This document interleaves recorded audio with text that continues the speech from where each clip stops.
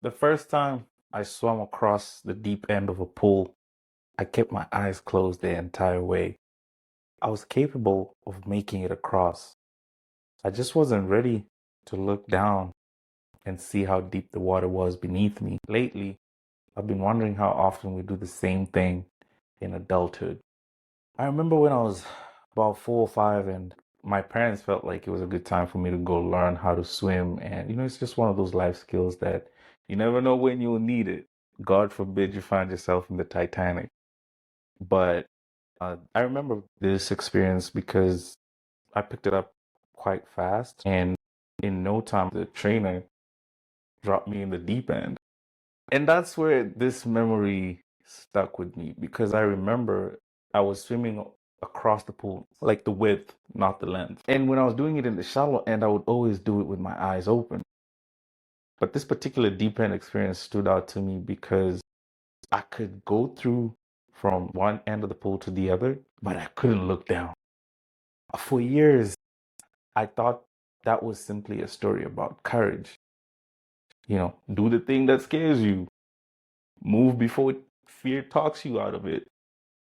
But the part that keeps returning to me now is not that I made it across, it's that I never opened my eyes. I never opened my eyes. It really had me thinking sometimes our ability has already shifted, but our understanding of who we are still hasn't. And that's what I started to think about in adulthood because a lot of us try to steer ourselves into new territories by wanting to learn a new skill, wanting to be in new environments, whether it's professionally, whether it's a passion project. For me, I started this platform with no background in media, no production, no editing, no nothing. It was sheer curiosity to learn what creating content looks like and what video production looks like pre, during, and post. And at the beginning, you start with what you have, right? You have a phone, your laptop, and you put it out there, get it going. But over time, as you continue to record, edit, publish, test, fail, return, you start to see people who do the same work as you, and you borrow some ideas that tend to visibly improve your own output.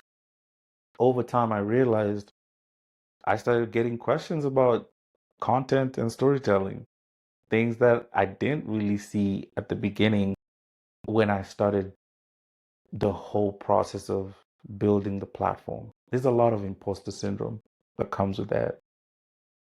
Who am I to give opinion on this when I don't have a professional background? And this can typically put you in rooms that rightfully so deserve your presence, but because your introduction to yourself has not shifted, you tend to let a lot of opportunities go.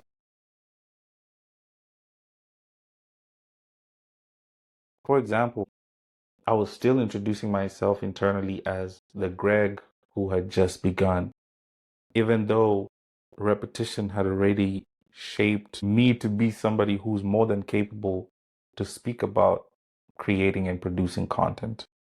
And that got me to think how sometimes we can assume that becoming more capable will automatically make us feel more capable. But in that time that you're trying, doing, learning, you're accumulating experience quietly. But the funny thing about your identity is your identity tends to update slowly and it lags behind your experience.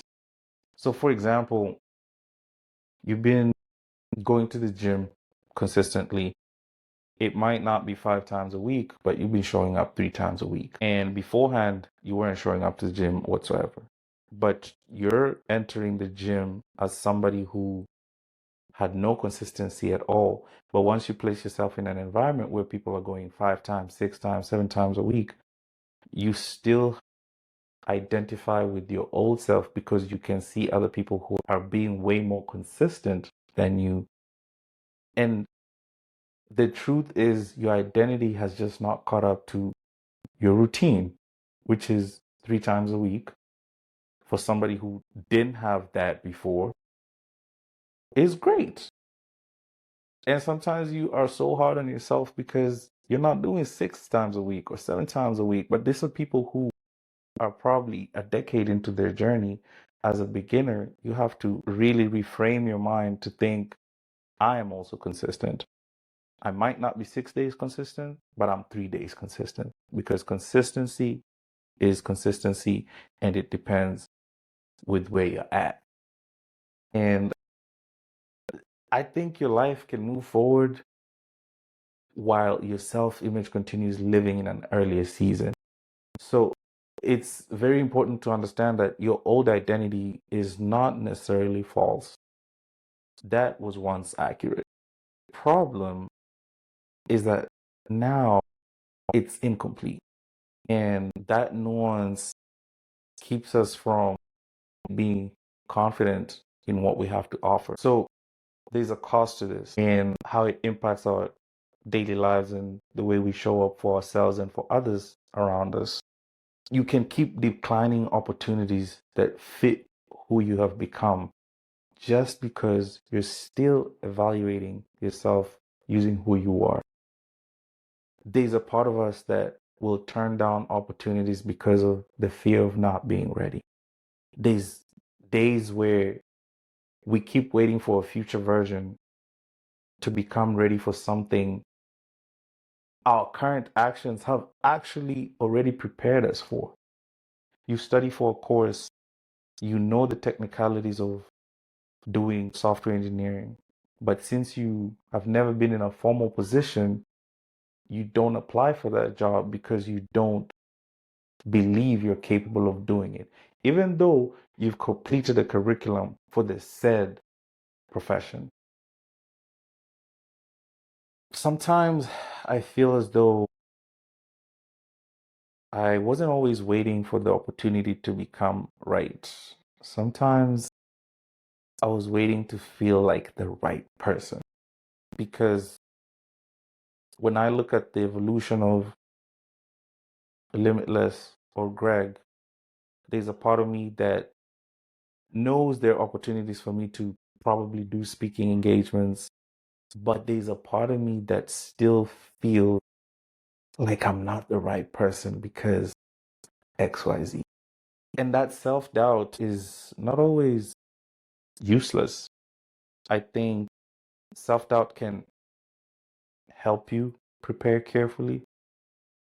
I think self doubt can keep you teachable.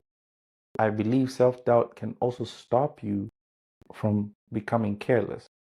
But there's a difference between saying, I still have more to learn, and saying, nothing I've learned counts yet. One leaves room for growth, the other makes every sign of growth feel unattainable. And I think it's so important for us to understand that remaining teachable should not require pretending you are still at the beginning. You can have your experience under the body of work that you've produced or grown over time and still be open to learning from the experts that are in the said field. It's so important to shift how we look at ourselves, because I believe I may not have begun with a media background, but 2 years of deliberate practice have produced real experience. The beginner may still be part of your story. It just may no longer be the only honest description of who you are. So when I go back to the pool and swimming across, when I was a child entering the deep end, but courage changes over time. And now I think courage can also mean opening your eyes once you're there. This may look like accepting an opportunity without immediately disqualifying yourself, trusting a result instead of dismissing it as luck. You can speak from your personal experience without pretending to know everything. And the best of it all is you can also allow for repetition to count as evidence. So maybe you do not always need another deep end to dive into. Maybe you need to see the one you have already crossed. So this week, I want you to pay attention to one place where the language you use about yourself may be lagging behind the evidence that you have produced. I still describe myself as someone with no background in media or production, but the evidence shows that I've spent 2 years recording, editing, publishing, experimenting, and becoming more capable through the work. This is not about manufacturing confidence, it's about updating the record. So maybe the deep end is not always the thing keeping us from moving forward. Maybe we have already crossed it. But maybe the next act of courage is opening our eyes. This was your weekly reset. I hope we can all read, reflect, and rise. Please sign up for the newsletter, and I hope to see you guys on the next one.